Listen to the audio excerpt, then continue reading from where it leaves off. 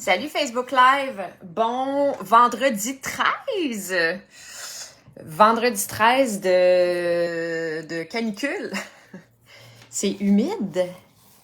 Mon chat est amorphe. Des fois, je me demande s'il est encore vivant. Fait que je vais le voir, puis je tends l'oreille. Ah, il respire. OK. Il est comme dans un coin de la maison, à l'ombre, depuis que je me suis levée ce matin. Il bouge pas, il va pas boire d'eau, il va pas manger. Il est comme de même. Comment allez-vous? Facebook Live en cette magnifique journée d'été. Aujourd'hui, je fais un live sur la peur. J'en ai déjà parlé. J'ai déjà fait un live dans le début de mon défi sur ce sujet-là parce que c'est un sujet qui est super intéressant. Mais là, ce matin, j'étais en train de créer un post pour Instagram, puis en fait, je posais la question « Qu'est-ce que tu ferais si t'avais pas peur? » Puis c'était comme, je sais pas, c'était comme mon instinct du jour de poser cette question-là. Puis j'ai réalisé qu'on était le vendredi 13, puis je me suis dit « Ben, c'est-tu pas don d'adon, ça? » que je parle de peur en ce vendredi 13, parce qu'on s'entend que le vendredi 13, pour le commun des mortels, est associé à la peur, je sais pas, ça signifie quoi? C'est pour vous, le vendredi 13? Je vous invite à me partager dans les commentaires qu'est-ce que ça veut dire pour vous, vendredi 13. Moi, c'est sûr que quand j'étais jeune, vendredi 13, c'était Friday the 13th, entre autres, la série de films d'horreur que je consommais d'une façon excessive. Aujourd'hui, je suis absolument plus capable d'écouter des films d'horreur, mais quand j'étais jeune, je les avais tous écoutés. Je pense qu'il y en avait 13. Salut Karine! Qu'est-ce que ça veut dire pour toi, vendredi 13?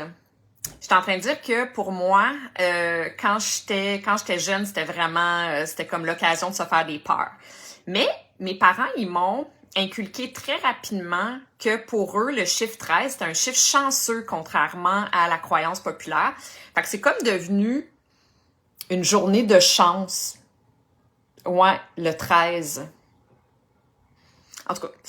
Mais bref, j'ai quand même envie de parler de peur aujourd'hui. Puis ça complémente très très bien mon live d'hier qui était sur avancer ou ne pas avancer. Ouais, faire face à nos peurs. Genre, passer outre nos peurs. Fait qu'aujourd'hui, en fait, je vais vous partager les 10 étapes pour transcender nos peurs. Les 10 étapes de Tony Robbins. Je l'ai cité hier parce que...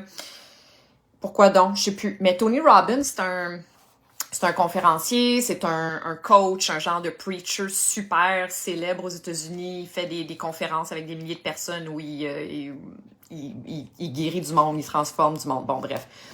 Mais il part de la programmation neurolinguistique, puis sa formation est super intéressante. Moi, je me suis formée aussi là-dedans. Bref, je vais vous partager ces 10 étapes qui suggèrent, mais avant, je vais juste faire un petit rappel. C'est quoi des peurs? J'en ai déjà parlé, comme je vous dis, dans un de mes premiers lives, mais je vais faire un petit rappel rapide.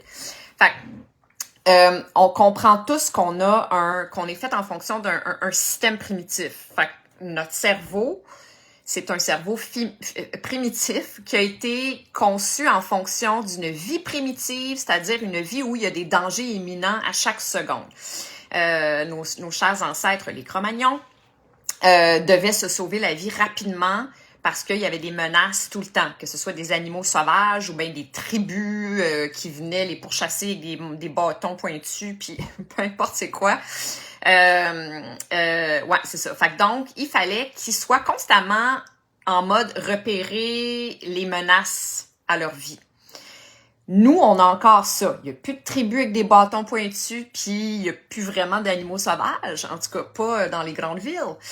Mais on est encore en mode danger, danger, danger, il est où le danger, il est où le danger, tout le temps. C'est bon quand il y a un réel danger, mais 95% du temps, il n'y en a pas des menaces. Fait que donc, on est pogné avec ça, nous autres. Si on n'intervient pas dans ce mécanisme-là, si on vient pas essayer de déconstruire ça, ou en tout cas de reprendre notre pouvoir, notre liberté d'entre les mains de ce principe-là, ben on va être dirigé par nos peurs toute notre vie. Puis nos peurs, ils viennent de où? Parce que quand on est jeune, quand on commence notre vie, on n'en a pas des peurs. On est téméraire, on se garoche partout parce que on n'a pas emmagasiné une librairie d'expériences négatives qui sont à l'origine de nos peurs. Là, on peut aller loin, puis on peut dire qu'on a dans notre ADN, soit dans notre lignée familiale ou bien dans notre vie antérieure, si vous y croyez, ben on aurait d'enregistrer des peurs déjà. Mais mettons là, qu'on commence de notre vie ici, OK, de notre vie de vivant là, de nous, pas de notre grand-mère, arrière-grand-mère, machin, juste nous autres. Ben quand on est petit, on n'a pas peur des voitures, on n'a pas peur de la hauteur, on n'a pas peur des chiens, on n'a pas peur de rien parce qu'on n'a pas eu d'expérience négative encore. On pense pas qu'il y en a des dangers, on ne sait pas. Fait que donc, on se pète la gueule, puis là, notre cerveau, il va enregistrer « Oh! Ça, danger! » Puis après ça, on va se répéter la gueule « Ah! Nouveau danger! Ah! Nouveau danger! Ah! Nouveau danger! » Puis là, tchouk, on accumule tout ça, on a tout ça enregistré en nous. Ce qui fait que plus on vieillit, plus on a des peurs, plus notre cerveau, il va réagir rapidement. Puis pas juste vraiment au déclencheur comme tel, à la chose qui a créé l'expérience négative dans le passé, mais tout ce qui s'y rapproche, tout ce qui sent un petit peu comme, qui va avoir l'air un peu de, tu sais? Fait que vous comprenez que finalement, notre corps va réagir comme si il y avait un méga gros danger devant nous quand, je sais pas, c'est juste une feuille d'arbre qui nous est tombée sur la tête. Ouh, danger. Genre, j'exagère un petit peu, mais c'est pour que vous compreniez l'origine des peurs. Puis, l'affaire, c'est que ça devient inconscient, ça fait partie de nous, ça s'installe en nous, puis ça devient comme, on a l'impression que si on n'intervient pas, si on s'arrête pas pour prendre un petit peu de distance face à ça, puis qu'on regarde la chose telle que c'est, on va avoir l'impression que c'est vraiment comme la sainte voix en haut de nous qui s'assure qu'on s'en va dans la bonne direction. Fait qu'on va l'écouter, on va penser que c'est la vérité absolue, on va penser que c'est notre guide absolu, cet instinct-là, tu sais. « Ah non, moi je vais pas là parce que... » Puis on va penser que ça, c'est une bonne réaction, ça, de « Ah non, moi je fais pas ça, hein, je le sens pas, là, mon ventre se tord, mon cœur se met à battre vite, j'ai des sueurs froides. » Ça veut dire qu'il faut pas que j'aille là-bas. Fait on va penser que c'est ça, puis on n'ira pas. Mais c'est pas justifié. Dans la majorité des cas, c'est pas justifié. Ce sentiment-là, c'est tout simplement une mémoire que notre corps a enregistrée, puis qui nous fait à croire qu'il y a un réel danger, puis il faut pas aller là.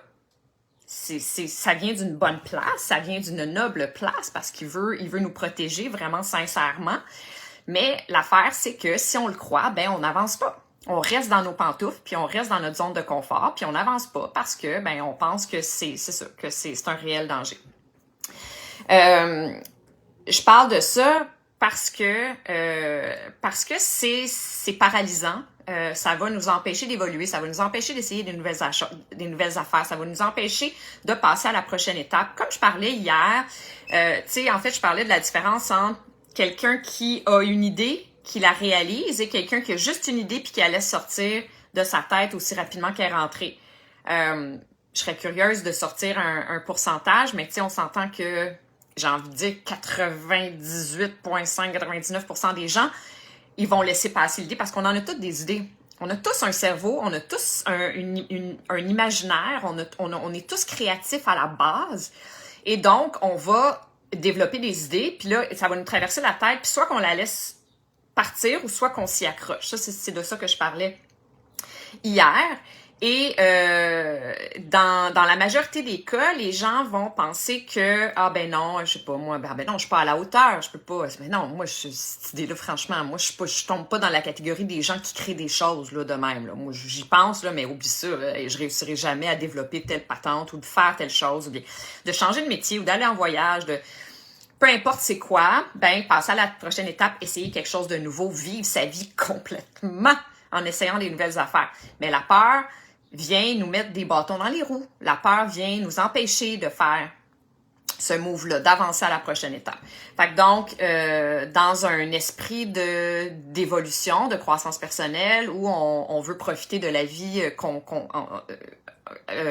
auquel on a accès en ce moment pour évoluer constamment, puis être fier de nous à la fin de cette expérience-là et se dire qu'on a vraiment tout essayé, ben il faut transcender nos peurs. Alors, j'y vais de ce pas et je vous partage les 10 façons de transcender les peurs selon Monsieur Tony Robbins et selon moi parce que c'est exactement ce que j'enseigne dans ma pratique. La première chose à faire, comme n'importe quoi, pour reprendre notre plein pouvoir d'un mécanisme par défaut, de quelque chose, c'est de l'identifier. C'est de le regarder dans les yeux. Que peu importe c'est quoi la chose à l'intérieur de nous qui nous rend pas service, qu'on aimerait éliminer, qu'on aimerait tasser, puis nanana, ben il faut premièrement la regarder. Fait que c'est ça. Fait que le premier exercice, premier point, c'est d'identifier nos peurs. C'est quoi ma peur? Bon, vous me direz c'est facile, mais ça va pas nécessairement de soi. Numéro 2, regardez nos peurs comme étant une information pertinente plutôt que comme étant une menace à notre survie. Si on s'arrête pas, si on fait pas l'exercice de s'arrêter et de regarder la peur en question, vraiment telle qu'elle est, ben notre mécanisme par défaut, ça va être de penser que c'est une menace à notre survie parce que les émotions qu'on ressent dans notre corps quand on a peur, c'est tellement désagréable qu'on veut revenir en arrière, on veut être ailleurs que dans cet état-là. C'est ça qui arrive avec la peur. C'est que ça nous met dans un état, là, notre cœur bat vite, les pensées tournent, on a des sueurs froides, on est pas bien. Fait que là, c'est comme, ah ben non, mais je suis pas bien ici, ça veut dire qu'il faut que j'aille là-bas ou que je reste là-bas, tu sais. Fait que donc, fait que c'est ça. Fait que la première chose, là, c'est de faire comme, wow. Si j'ai peur en ce moment, si je me sens comme je me sens en ce moment, c'est que mon être complet essaie de me dire quelque chose. Mon corps a une information pertinente à me partager. Fait que donc, on respire. Ça va pas nous tuer, cette émotion-là, ce sentiment-là de... Ça nous tuera pas, je vous rassure. Jamais tu vas mourir d'une peur.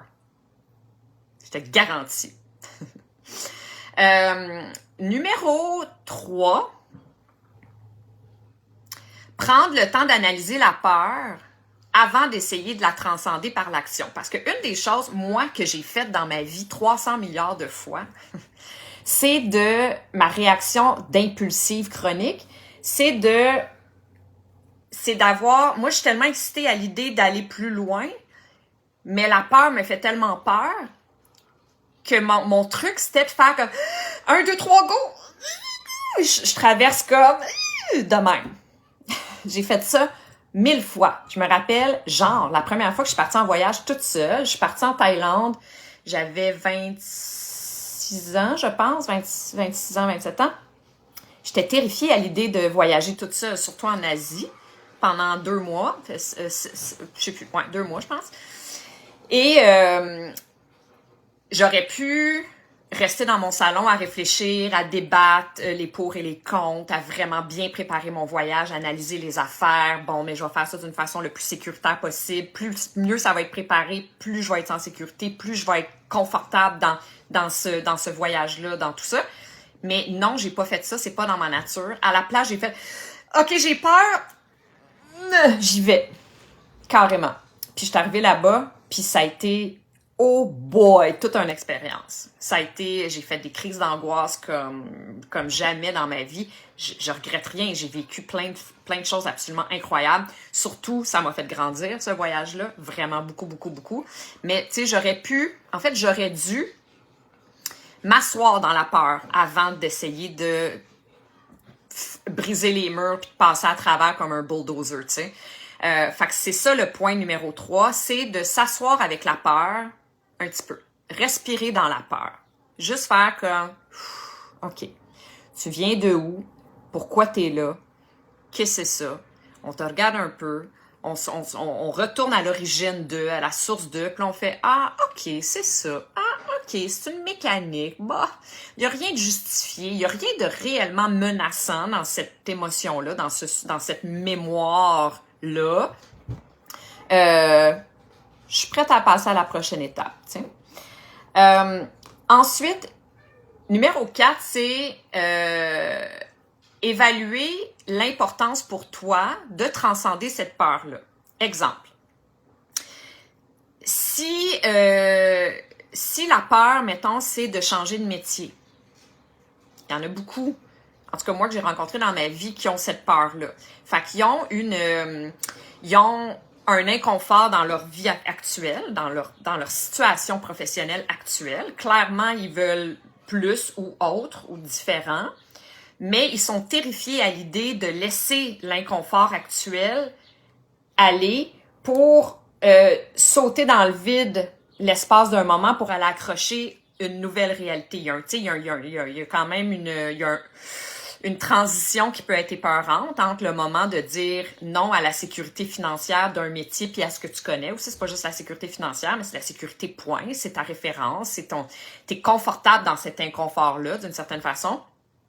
La majorité des gens vont rester dans cet inconfort-là parce qu'ils ont trop peur de sauter dans le vide le moment où tu sais pas trop ça va-tu marcher, je vais-tu être capable de payer mon loyer, je vais-tu être mieux que ce que je suis en ce moment ou je vais être pire que, tu sais, bon, tout ça, là. Bref, fait que donc le numéro 4, c'est vraiment d'évaluer le niveau d'inconfort dans ta situation actuelle si tu la changes pas, puis jusqu'à quel point tu veux être mieux, jusqu'à quel point tu veux atteindre l'objectif de l'autre qui se trouve de l'autre côté de la peur en question. Parce que ça va être ça ta motivation, ça va être ça ton carburant, n'est-ce pas, dans les prochaines étapes qui s'en viennent. Fait que donc, c'est ça, évaluer l'importance de transcender la peur. Parce que si tu fais juste comme, ah ben non, ah ouais, mais tu sais, ça vaut pas la peine là, de passer à travers ça. Là. Ah non, non, ah là là. Genre, ben, ok, peut-être que c'est pas cette peur-là que tu vas transcender. Peut-être que ça va être un autre qui a un objectif qui est un petit peu plus stimulant. Essayez ensuite, l'autre, c'est essayer de repérer les excuses. Parce qu'une des choses que notre mental fait comme un maître, c'est de nous trouver des excuses pour pas transcender la peur. C'est notre mécanisme de défense qui est déclenché. Fait que ça va être, ben non, change pas de métier, tu seras pas capable de payer ton loyer. Ben non, t'es bien là où t'es, là, t'es confortable, t'as des REER, t'as une assurance emploi, t'as des collègues, les gens t'aiment, tout va bien, ben non, va pas là. Tu sais, ça c'est genre d'excuse que tu peux entendre. Là, on fait comme, wow, ceci est un mécanisme de défense qui veut m'empêcher, me convaincre de ne pas transcender la peur. Fait que c'est juste encore une fois de prendre du recul face à ces affaires-là qui se disent dans ta tête, là. Puis de faire, t'es qui toi? Tu viens de où? Ah, t'es un petit fil qui a touché un autre petit fil dans ma tête. T'es pas quelqu'un de raisonné, là. T'es pas un être humain qui détient réellement la vérité puis qui sait réellement quel est le chemin à prendre pour mon bien-être total. Alors, tasse-toi. Moi, je le sais de quoi j'ai besoin. Moi, je le sais où il faut que j'aille. Fait que c'est moi que je vais écouter. C'est mon cœur, c'est mes tripes que je vais écouter, tu sais. Ensuite, l'autre point, comme dans n'importe quel changement dans notre vie, c'est d'essayer de s'entourer de gens qui vont dans le même sens que nous. Des personnes qui n'ont pas peur, des gens qui font le move d'avancer pour être tirés vers le haut et non vers le bas. Je le dis tout le temps, je le dis beaucoup à mes clients, que ce soit en relation, que ce soit en couple ou en amitié. D'essayer de s'entourer de personnes qui vont nous supporter dans nos rêves, dans nos évolutions personnelles. Ensuite, comme je disais hier, très, très, très, très, très important, c'est d'apprendre à être confortable dans l'échec. Parce qu'un changement, quelque chose de nouveau, quelque chose qu'on maîtrise pas, va assurément venir avec un échec. On va se péter la gueule. Mais il faut changer notre mindset, puis passer d'un mindset de si je me pète la gueule, ça veut dire que je suis nulle, que je suis pas à ma place, à un mindset de quand je me pète la gueule, j'avance, j'apprends, je passe à la prochaine étape. Peu importe la vitesse à laquelle ton évolution va se faire, ça peut être l'évolution la plus lente de l'histoire de l'évolution, pas grave. Tu vas déjà être plus loin que celui qui est encore assis dans son salon, paralysé par sa peur. Ça va toujours être un pas en avant. Fait que c'est ça c'est ça. C'est ça le point être confortable dans l'échec. Si jamais vous n'avez pas écouté le live d'hier, j'en parle beaucoup de l'échec, vous pouvez aller l'écouter pour aller un petit peu plus loin dans ce point-là. Ensuite, accepter l'inconfort.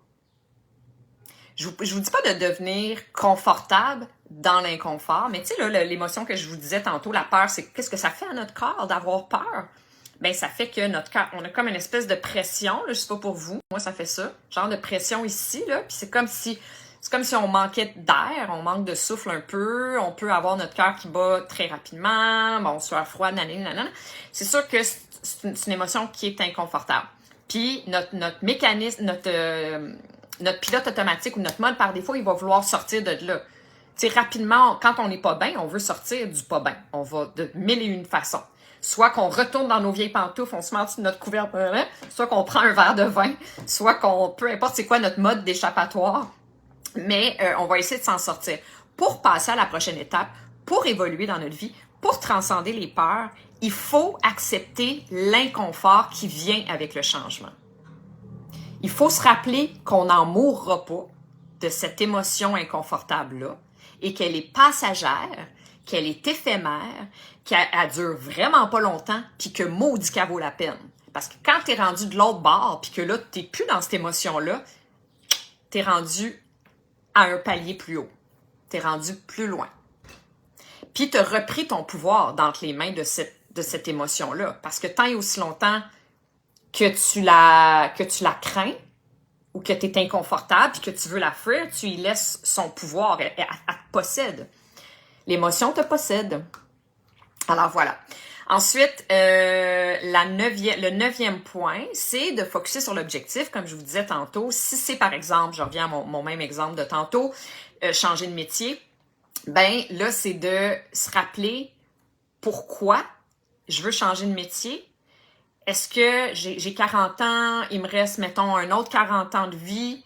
Est-ce que je suis prête à accepter 40... Bon, mettons que je vais prendre ma retraite à 65 ans, 25 ans dans cette situation-là? Est-ce que je suis capable? Est-ce que je suis bien avec cette idée-là? Non, ça me donne envie de vomir, puis j'ai des frissons partout, puis non. Bon, ben, t'as ta réponse. Où tu veux être? Focus sur où tu veux être, qui tu veux être, de quelle façon tu veux la vivre, ta vie, de quelle façon tu veux participer, de quelle façon tu veux contribuer, qu'est-ce que tu veux créer, tu sais, focus là-dessus. Ça va être ton gaz, ta motivation. Et finalement, encore et toujours, accepter l'échec. Accepter que ça vient avec l'exercice d'avancer, d'évoluer. C'est normal, on apprend quelque chose de nouveau. Je l'ai déjà dit à plusieurs reprises. Pourquoi donc que quand on est jeune, on prend pas l'échec comme étant, comme on le laisse pas nous définir ou nous démolir. On le prend comme ce qu'il est, c'est-à-dire une étape vers l'évolution, c'est tout. On apprend à marcher. Combien de fois qu'on se pète la gueule quand on apprend à marcher? T'as-tu vu un enfant qui se relève après être tombé? Ah ben non, mais moi, oublie ça, je lâche ça. Moi, je suis pas faite pour marcher. Moi, hey, non, je suis tombée 2 fois, là, c'est fini. Moi, je peux plus marcher. Non, moi, je marcherai plus jamais de ma vie. Voyons donc. C'est pas le même, ça marche. On apprend. Puis là, on tombe. Puis là, à un moment donné, ben, on marche. Puis c'est fini. Puis là, ça devient un automatisme. Puis après ça, on apprend quelque chose d'autre. Mais c'est le même toute notre vie. Ça s'arrête pas à l'âge de 10 ans ou de 5 ans. Tu sais? Fait que c'est de se rappeler de ça. Se rappeler que les échecs, oui, c'est inconfortable, mais ça fait partie de la game, ça fait partie de l'exercice, oups, mon cellulaire est en train de mourir. Ça nous tuera pas, justement. Ça va juste nous faire passer à la prochaine étape. Ça va nous permettre de nous empuissancer. Pour s'empuissancer, il faut tomber. Il faut se péter la gueule. C'est comme ça que ça marche. Fait que voilà, c'est ça. Maintenant, j'ai envie de terminer en vous posant une question ouverte. Si vous filez partager la réponse, ça serait vraiment génial. Sinon, c'est tellement pas grave, mais essayez d'y répondre. Essayez d'y répondre dans votre tête, dans votre cœur. La question ultime, qu'est-ce que tu ferais si tu n'avais pas peur? Réfléchis à ça. Qu'est-ce que tu ferais si tu n'avais pas peur? Alors, je te laisse là-dessus, en ce vendredi 13 de canicule. Je vais aller voir si mon chat respire encore, puis et je m'en vais faire un pique-nique avec une amie. Bye! Bonne soirée, à demain tout le monde!